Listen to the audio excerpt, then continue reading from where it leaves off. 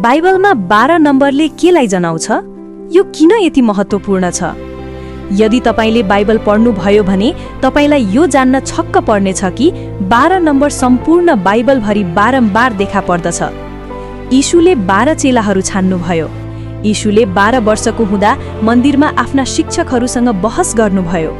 5 रोटी र 2 माछापछि 12 डाला खाना बाँकी रह्यो। प्रकाशमा जीवनको रुखले 12 प्रकारका फल फलाएको थियो। इजरायलका 12 कुलहरूले प्रत्येकले 12,000 मानिसहरूलाई छानेका थिए।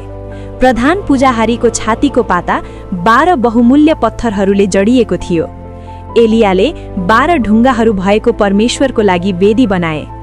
12 टुक्राहरू भेटी रोटीका टुक्राहरू वासस्थानमा राखिएका थिए।